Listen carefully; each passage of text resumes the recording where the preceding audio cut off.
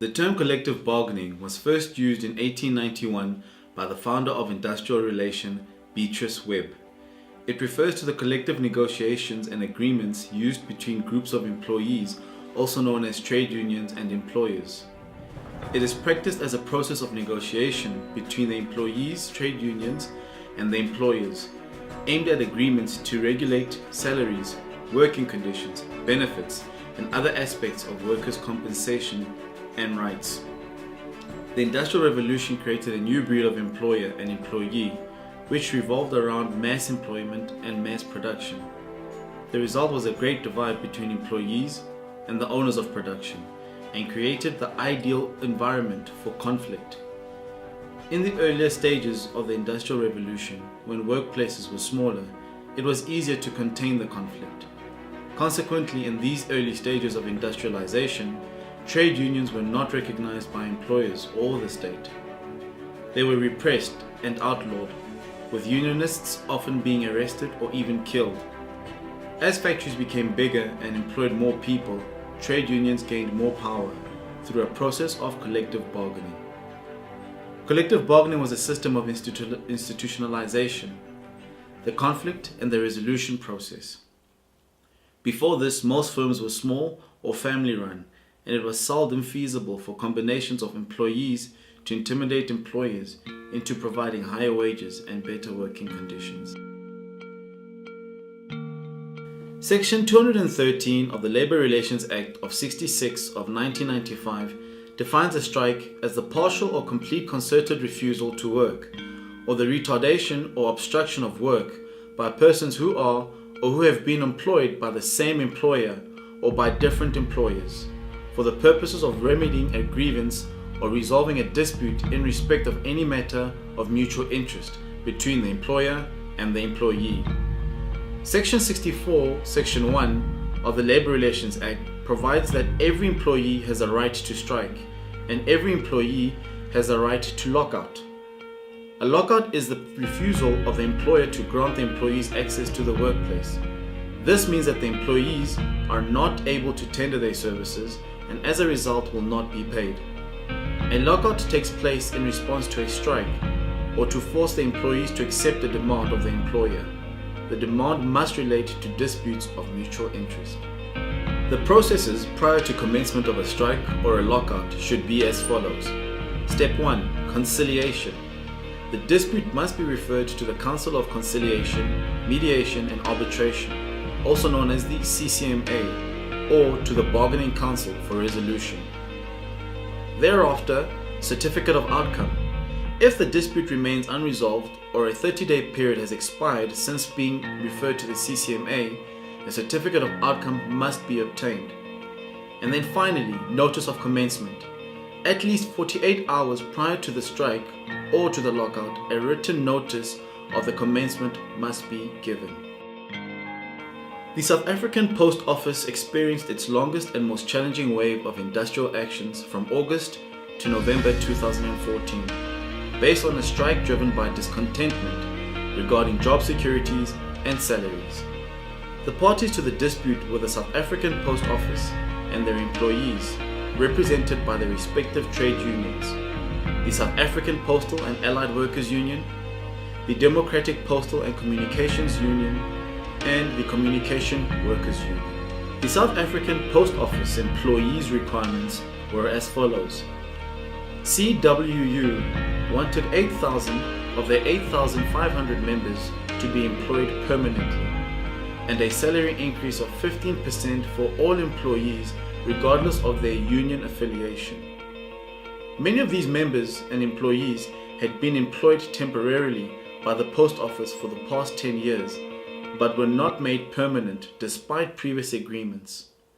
These contract workers earned as little as 2,200 Rand per month, while their labour brokers that placed them collected up to 20,000 per individual who was appointed on a contract basis. I'm having 15 years inside the post office, but I'm still PPT.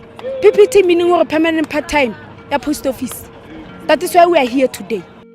After numerous negotiations between the South African Post Office and the three unions, a strike was declared. A legal strike. I can tell you, we have regrouped Workers are ready for the streets. We're just waiting for CCMA, and then we are ready. After months of extensive negotiations between South African Post Office and the three trade unions, the two unions, being the South African Postal and Allied Workers Union and the Democratic Postal and Communications Union, which represents 61% of the bargaining unit, agreed to the conditions set out by the South African Post Office, which were as follows. Convert part-time and casual employees into full-time employment commencing on the 1st of December 2014, with full benefits only becoming effective on the 1st of April 2015.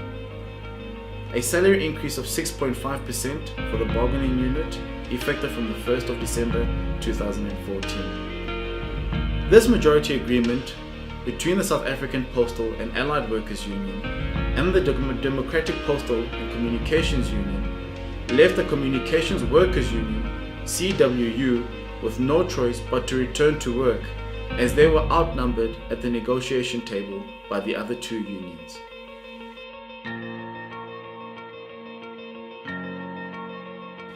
The South African Post Office Group posted a net loss of 964 million rand for the period ended 31st December 2014, and revenue performance remained weak at 1.2 billion, below budget, and a decline of 600 million from the prior year. Furthermore, 237 strike-related incidents were recorded, with a reported loss of 3.9 million rand. Costs for the deployment of additional private security at the South African Post Office amounted to 10 million rand over the 3.5 months.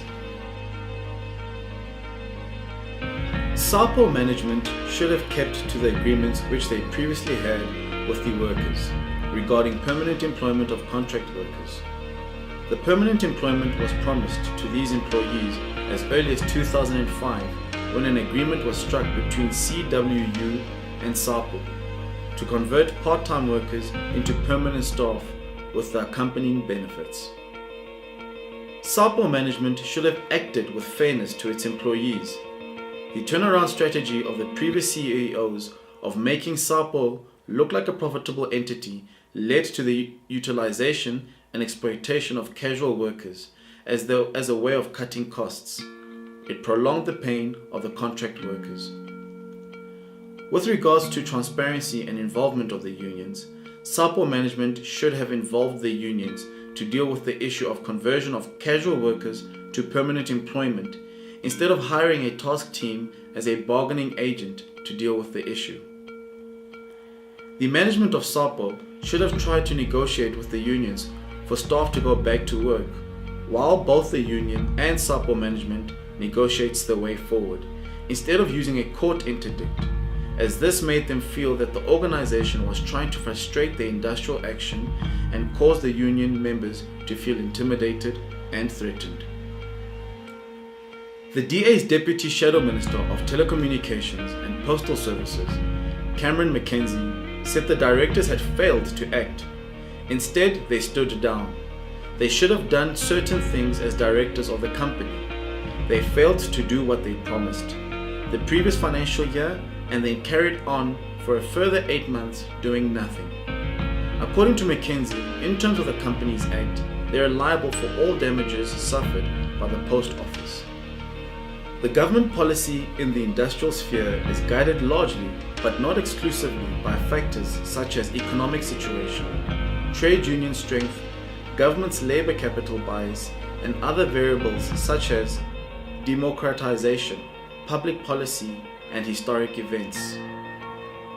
The perspectives to be illustrated below pertain to unitary approach, radical or Marxist approach, pluralism approach, and corporatism. The pluralism approach was proposed as the best means of accommodating the interests of the working class within the capitalist economic system. It rests on the conflict model of society, which proposes, in order to prevent dominant groups from gaining absolute control and to contain conflict within manageable limits, power should be more widely distributed. South Africa uses the pluralism approach in the labor relations system. In the industrial relations sphere, it is assumed that employees, by joining unions, will equal the power of management. and that parties will engage in mutually beneficial collective bargaining. Research has not shown that collective bargaining can be replaced, but rather that the South African law on industrial action to be revised and improved. The underlying causes of industrial conflict in South Africa to be better understood and mitigated. There will only be lasting industrial peace when the primary causes of industrial unrest, such as the social wage deficit and the structure and processes of collective bargaining, are addressed. Notably, the labor force landscape is changing, though it will affect the future of collective bargaining, but collective bargaining will not cease, or not as yet. FSP Business says the following: all you need to do is implement the following 3 steps to help prevent your employees going on strike. 1. Be proactive in addressing disputes and grievances. 2. Address issues as soon as possible or as soon as employees raise them. And finally, have an open door policy with any trade union representative in your company.